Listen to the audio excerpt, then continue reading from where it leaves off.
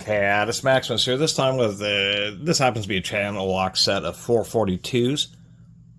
They happen to be a 12-inch set, so the equivalent straight jaw would be the Snap-on ChannelLock 440s. Anyway, I'm making a video about these. One, because I found what is one of the last, I shouldn't say the last of the American made, but the last of the roll stamp versions. And so there's these rumors going around that once ChannelLock switched to doing laser etching, that they may have also switched to a slightly lower grade of steel. People have had a little bit more complaints versus the older, more traditional stamped versions. That being said, the whole point of doing this video is the curved jaws. And so what's really taken over is water pump pliers, which have kind of a hex shape. They are designed to work on round objects. This happens to be a set of Irwin.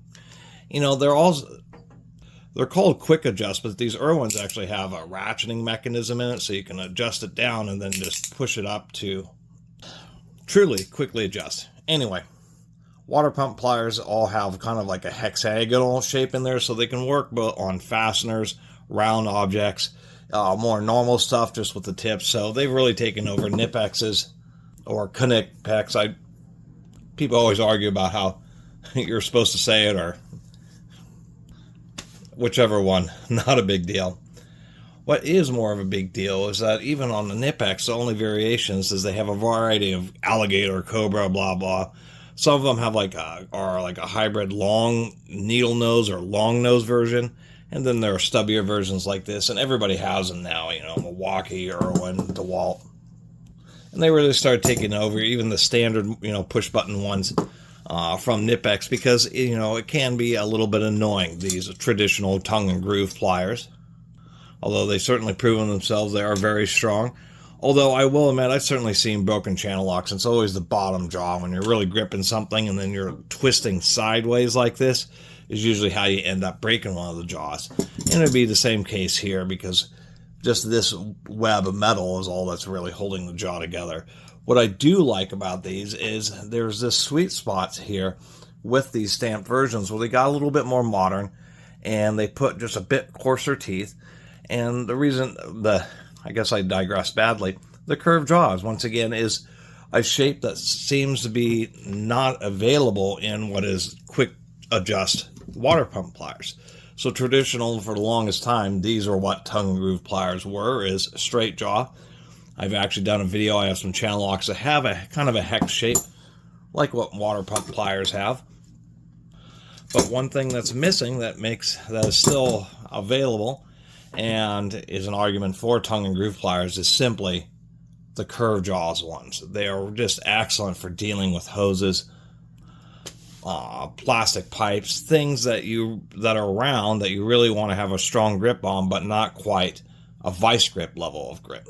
Something Vice Grip learned a long time ago. That's why Vice Grips have the slight curve there, and then you can also grab things with the tip. The very first set of locking pliers actually had straight jaws, just like these old protos.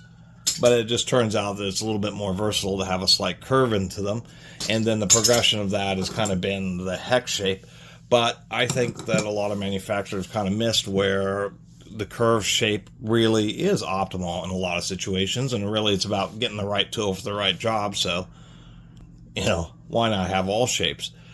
But if you're, you know, these do have a little bit more limited use, I would say, in more modern automobiles and stuff where things are really tight. But in all sorts of other service and mechanics, you know, heavy diesel, so many other industries, these things are just about optimized, because once again, this is the era where they went with really extra this coarse and thick teeth, which I really like. Once again, they're quite a bit coarser than what they used to be, and they're curved. So when you're grabbing on stuff, say round things like this, you actually end up having just a little bit better grip, because we end up having like 3 or 4 teeth gripping into the material, or like a traditional set of water pumps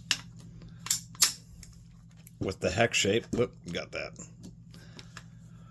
They tend to work on round objects just because they have teeth that are angled kind of like a pipe wrench.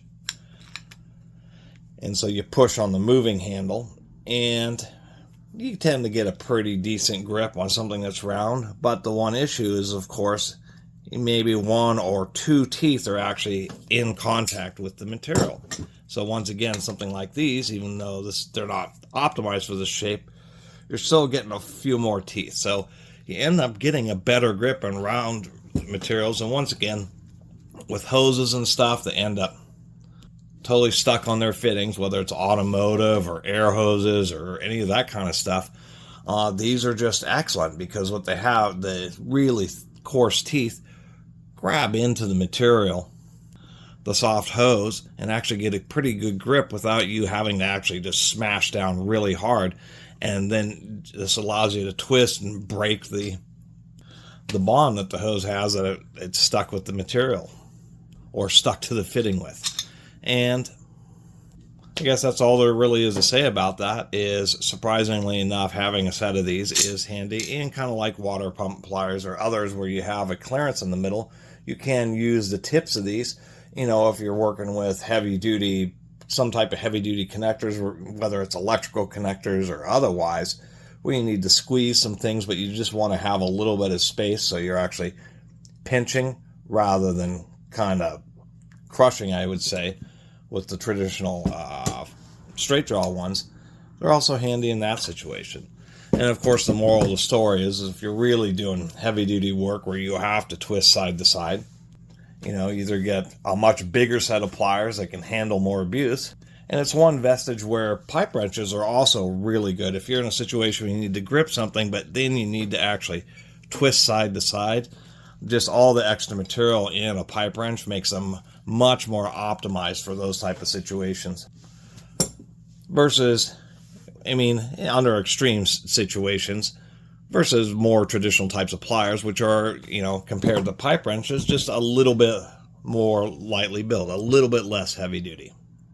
Anyway, that was a lot of useless blabbing, but I've just never run into a set of the curved jaw ChannelLock's, and think they're actually pretty cool, and they're going to be a set of pliers I end up using fairly often. Anyway, thanks for watching.